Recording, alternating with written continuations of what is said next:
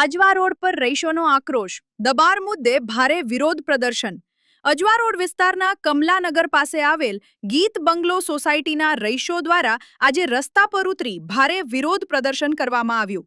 રહીશોનો આક્ષેપ છે કે સોસાયટીના કોમન રોડ પર દબાર કરવામાં આવ્યું છે, જેના કારણે રોજિંદા અવરજવર કરવામાં ભારે તકલીફોનો સામનો કરવો પડી રહ્યો છે।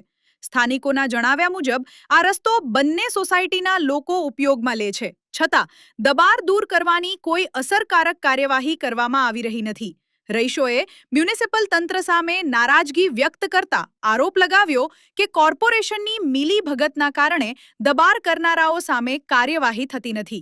વિરોધ દરમિયાન રહીશો દ્વારા ભારે સૂત્રોચ્ચાર કરવામાં આવ્યા અને તંત્રને તાત્કાલિક દબાર દૂર કરી કોમન રોડ ખુલ્લો કરાવવા માંગ કરવામાં આવી। હવે જોવાનું રહ્યું કે તંત્ર આ મુદ્દે કેટલી ઝડપથી પગલાં ભરે છે અને રહીશોને રાહત મળે છે કે નહીં। આજવા રોડ ખાતે ગીત બંગલો અને સુગમ પાર્ક સોસાયટી આવેલી છે, એમાં અમે ગીત બંગલોના રહીશો છે।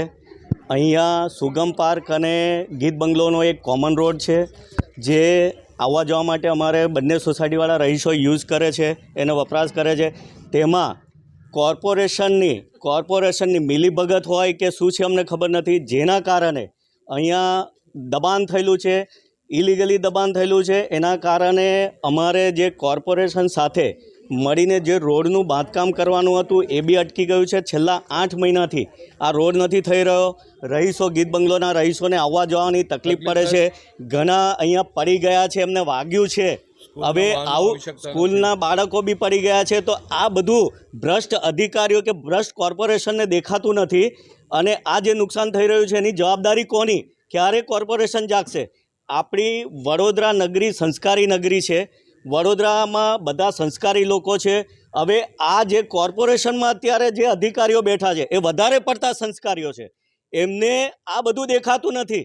એક નાના માણસની કોઈ તકલીફ હોય તો ત્યાં વાતે ગાતે ફોટો પડાવવાને માટે દોડી જતા હોય છે, એના દબાણો દૂર કરવા દોડી જતા હોય છે।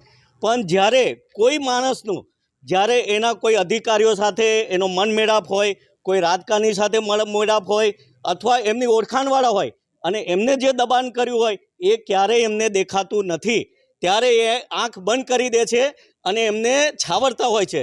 એટલે અમારી આજની માંગ અમારે એ છે કે કોર્પોરેશન અત્યાર સુધી શું કરે છે? અમે છેલ્લા 4 મહિનાથી અમારા પ્રમુખ સાહેબ ભેગા થઈને ઘણી વખત એમને એપ્લિકેશન લેખિત રજૂઆત કરી છે, મૌખિક રજૂઆત કરી છે, આરટીઆઈ કરેલી છે, તે છતાં એમના તરફથી કોઈ પણ જવાબ નથી।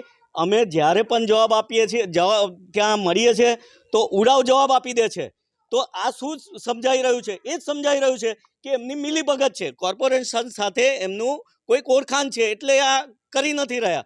એટલે અમે આજે રહીશો ભેગા થઈને અમે આપના ઇલેક્ટ્રોનિક મીડિયા સાથે વાત કરીને અમે રજૂઆત કરીએ છીએ કે આનું જલ્દીથી નિવેડો લાવે, કોર્પોરેશનના અધિકારીઓ સ્થળ પર આવે અને જે અમને દબાણ કરેલું છે એ ભાઈનું કહેવું છે કે અમે રજા ચિઠ્ઠી અમારી પાસે છે, ઇમ્પેક્ટ ડ્યુટી ભરી છે, તો એ આવીને સ્થળ પર ચેક કરે અને જે પણ ઇલીગલી દબાણ છે એને દૂર કરે, એવી અમારી રજૂઆત છે।